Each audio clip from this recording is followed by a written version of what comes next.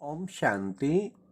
आज सुनते हैं पांडव भवन से प्यारे बाबा के 18 जनवरी के स्मृति दिवस का मुरली से दिल में छपने वाली गहराई की बातें।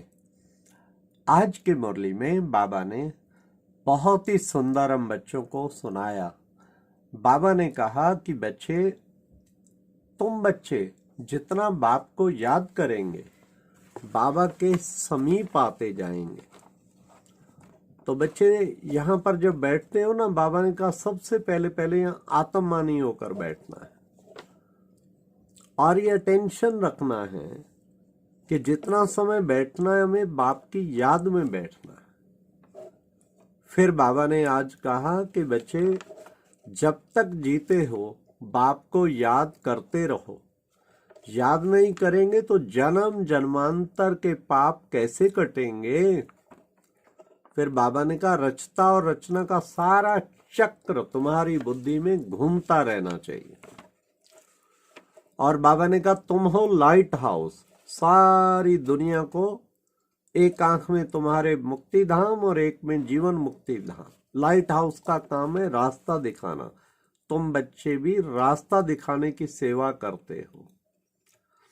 आज बाबा ने कहा कि बच्चे बाप को कितना ना प्यार से याद करना चाहिए, क्योंकि वो सर्व का सदगति दाता और सबका पतित पावन भी है। इसलिए बच्चे घड़ी घड़ी फिर बाबा को याद करो, स्वीट होम को याद करो।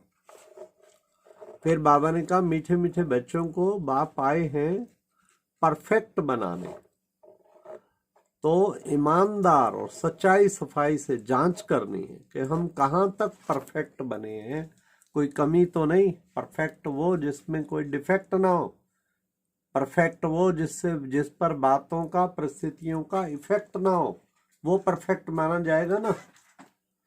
तो बाबा ने कहा मैं आया हूं तुम बच्चों को परफेक्ट बना। चेक करें कहाँ तक परफेक्ट बने। हमारे पिता श्री ब्रह्मा तो 18 जनवरी 1969 को परफेक्ट बन गए। हम कब बनेंगे? हर एक अपने से क्वेश्चन पूछे। तब आज बाबा ने कहा जांच करनी है, मैं कब अव्यक्त फरिश्ता बनूंगा, कितनी कमियां रह गई हैं, उन कमियों को पूरा करना है। और परफेक्ट बनने के लिए दिन रात धुन लग जानी चाहिए कि मुझे परफेक्ट बनना है। फिर बाबा ने कहा कि देखो बच्चे, दिन प्रतिदिन तुम्हारा खुशी का पारा चढ़ना चाहिए। क्यों? बाप दादा से तुम्हारा दोनों से ही बहुत लव है, तो फिर खुशी का पारा तो चढ़ जाना चाहिए ना। सबसे मीठा सबसे प्यारा एक बाप है। वो गीत नहीं हमारा, कितना मीठा कितना प्यारा शिव भोला भगवान, हमने देखा हमने पाया शिव भोला भगवान। तो उसी प्यार में डूब जाना चाहिए। वह बाप तुम्हें कितना ना ऊंचा बनाता है। अभी तुम बहुत बहुत वैल्यूएबल बनते हो। हाँ। फिर बाबा ने कहा कि देखो ये देह सहित सब कुछ तुम्हें भूल बाबा को दे देना है। कुछ भी तुम्हें याद नहीं रहना चाहिए। अरे इतना नशा चढ़ना चाहिए कि बेहद के बाप से हमें बेहद का वर्षा मिल रहा है। बच्चे जितना बाप को याद करेंगे उतना ही तुम लवली बनते जाएंगे। हाँ। फिर बाबा ने कहा कि देखो जितना कोई भी चीज तुम्हें पिछाड़ी में याद नहीं आनी चाहिए, नहीं तो फिर बच्चे वैसी ही गति होगी। अंत में एक बाप के सिवाय और कोई भी याद नहीं आना चाहिए। फिर बाबा ने कहा मीठे बच्चों को अपने आप से प्रतिज्ञा करनी है, कोई ऐसा विक्रम ना हो जो दिल में फिर अंदर खाता रहे। जितना हो सके अपने आप को सुधारना है। बाप भी जोरी है। ये बाबा ने कहा कौन सा रतन है, बाबा चेक करता है कि कौन सा रतन है। इस तरह बाबा ने अपने आप हर एक को आंके मैं कौन सा रतन हूँ। शुक्रिया बाबा जो आप हमारे ऊपर कितना बच्चे हमारा मुट्ठी चावल लेके बाबा में कितना कुछ वापस में हीरे रतन देते हैं। तो अपना सब कुछ जैसे ब्रह्मा बाप ने सब कुछ अर्पण कर दिया, ऐसे ही ब्रह्मा बाप की तरह सबको हम सबको भी बाबा के आगे अर्पण करना है। बाबा ने कहा ट्रस्टी बन के बस संभालना है। ब्रह्मा बाप को जैसे ही निश्चय हुआ सब समर्पणम, सबको समर्पण कर दिया। तो बाबा ने कहा बच्चों को अपार खुशी होनी चाहिए, क्योंकि अपार ज्ञान धन का खजाना मिलता है ना, और एक एक रतन लाखों रुपए का, कितना बड़ा खजाना बाबा हमें दे रहा है। तो कितना ना खुशी होनी चाहिए, हर वक्त खुशी में झूमते रहो, झूमते रहो। आज तो है ही सारा दिन झूमने का, नशे में, अव्यक्त अवस्था में। तो बाबा ने कहा तुम बच्चों को आज एक शौक के बारे, बाबा ने कहा तुम बच्चों को शौक होना चाहिए, किसका? योगी बनने का और योगी बनाने का। ये तुम बच्चों को शौक होना चाहिए। फिर बाबा ने कहा देही अभिमानी बच्चे ही क्या बनते हैं? सच्चे डायमंड। डायमंड बनना है, लेकिन बेदाग डायमंड, किसी प्रकार का दाग ना लगाओ। देही अभिमानी होंगे तो दाग लगेगा ही नहीं, इसलिए बेदाग डायमंड बन के दिखाना है। डायमंड जिसका प्रकाश चारों ओर फैले, अति अमूल्य रतन। फिर बाबा ने कहा बाप बच्चों को पलकों पर बिठाकर साथ ले जाता है। कहाँ ले जाता है? नई दुनिया में ले जाता है। कहाँ ले जाता है? शांति धाम ले जाता है। भगवान स्वयं कहे मैं तुम्हें पलकों पे बिठा के ले जाता हूँ, इससे बड़ा क्या भाग्य हो। बाबा ने कहा ऐसे बाप की याद के नशे में तो बच्चों को चकनाचूर हो जाना चाहिए। चकनाचूर का मतलब क्या? मतलब खुशी में रोम रोम रोमांच खड़ा हो जाए। हाँ, ऐसे बाप की याद के नशे में तुम बच्चों को चकनाचूर, रूहानी नशा चढ़ जाए। बाप को याद करते करते खुशी में ठंडे ठार हो जाना चाहिए। एक तरफ बाबा ने चकनाचूर कहा, एक तरफ बाबा ने ठंडे ठार कह दिया। फिर बाबा ने कहा जैसे बाप अपकारियों पर उपकार करता है, तुम भी फॉलो करो, सुखदाई बनो।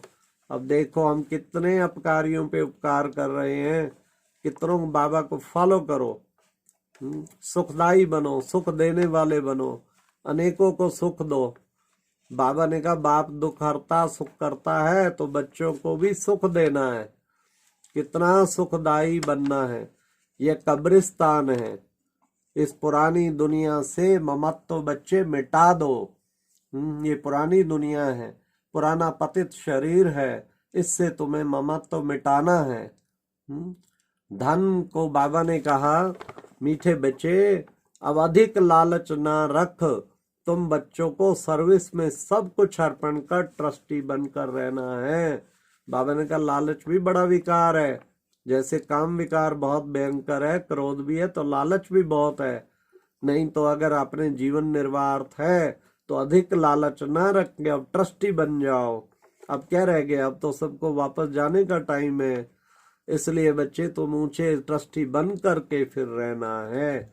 बाबा का समझ के, बाबा संभालने वाला बैठा है, हम तो निमित्त है, इंस्ट्रूमेंट है, ऐसा समझ के चलेंगे तो अवस्था ऊंची रहेगी।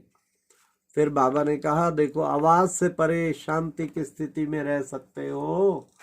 आवाज में रहना तो बड़ा आसान है, बात है आवाज से परे की स्थिति में स्थित होकर रहना। जब चाहूं मैं ऊंची स्थिति में स्थित हो जाऊं, और जब चाहूं नीचे आके पार्ट बजाऊं। इसे कहेंगे आवाज में रहते आवाज से परे, ऐसा परे वाला बनना है। तो आज प्यारे बाबा ने कितना सुंदर बताया कि बच्चे देखो तुम बच्चों को ऐसा आवाज से परे रह के बैलेंस करना सीखना है। हर कर्म, बोल, संकल्प, संबंध सब में बैलेंस हो। सेल्फ प्रोग्रेस की स्पीड भी तेज हो, साथ में विश्व सेवा की स्पीड भी तेज हो। तो इसमें बैलेंस हो, सेवा करते करते सेल्फ प्रोग्रेस की स्पीड ऐसा ना हो जाए। बाबा ने कहा वास्तविक स्टेज जब होगी ना, चाहे कितना भी अब बिजी हो, वास्तविक स्टेज में तो बच्चे तुम फ्री रहेंगे, उपराम रहेंगे। हाँ, आवाज से परे की स्थिति में रहेंगे। तो बच्चों को ये अभ्यास खूब बढ़ाना है कि बस जैसे सुनते भी नहीं सुन रहे। जैसे ब्रह्मा बाप को देखा, बोलता था तो भी लगता था कहीं और है, सुनता था लगता था कहीं और सूक्ष्म वतन में खोया हुआ है। तो बाबा ने कहा ऐसे ही फॉलो फादर बच्चों को करना है, व्यक्त फरिश्ता बनने का पूरा अभ्यास करना है। तो आज बाबा ने वरदान में साइलेंस की शक्ति द्वारा नई सृष्टि की स्थापना द्वारा निमित्त बनने वाले तो मास्टर शांति देवा भावा, ऐसा डीप साइलेंस का अनुभव हो परम धाम में। डीप साइलेंस होती क्या है, वो डेड साइलेंस होती क्या है, उसमें खोए रहो, खोए खोए फिर अचानक इतना विचित्र अनुभव होगा। तो बाबा कहते ये फिर जब आप शांति की शक्ति से भरपूर हो जाएंगे, फिर आप सबको शांति का दान देंगे, फिर आपका टाइटल हो जाएगा मास्टर शांति देवा भव। सबको शांति देवा बन के सबको शांति की अनुभूति देते जाओ। हमारा लक्ष्य ये सारे विश्व से शांति दूर करके शांति की किरणों के द्वारा शांति की दुनिया स्थापन करना, उसी पर हमें तत्पर रहना है। आज बाबा की मुरली में स्लोगन था, हर आत्मा के प्रकृति के प्रति शुभ भावना, हर आत्मा व प्रकृति के प्रति शुभ भावना शुभकामना रखना ही विश्व कल्याणकारी बनना है। तो हम देखें क्या सचमुच हर आत्मा के प्रति शुभ भावना रहती है? क्या सचमुच जो है हर एक प्रकृति के लिए भी शुभ भावना रहती है? चाहे प्रकृति तांडव नृत्य दिखाए क्या, अर्थात पांचों तत्व उछाल मारेंगे, इधर जल उधर भूमि उधर सब कुछ, लेकिन इन सब के लिए गुड विशेष रखना, शुभ भावना शुभ कामना रखना, बाबा ने कहा यही विश्व कल्याणकारी बनना है। तो इस पर हमें सदैव तत्पर रहना चाहिए। तो आज प्यारे बाबा के ये स्मृति दिवस के महावाक्य सारा दिन बुद्धि में घूमते रहे। और आज पांडव भवन में तो बहुत ही रौनक लगी हुई है, सारे नीचे से भी ऊपर आ गए हैं। ये एक ऐसा कार्यक्रम होता है जिसमें शांति वन भी, ज्ञान सरोवर भी सब यहाँ पहुंच गए। और दीदी निर्मला ने मुरली सुनाई, अब भोग लगा, अब 4 धामों का चक्कर लग रहा है। तो वाह कितना बड़ा भाग्य है जो इस दिन मधुबन 18 जनवरी स्मृति दिवस पर पहुंच के सब बाबा के बच्चों से मुरली में दिल में छपने वाली गहराई की बातें शेयर कर रहे हैं। ओम शांति।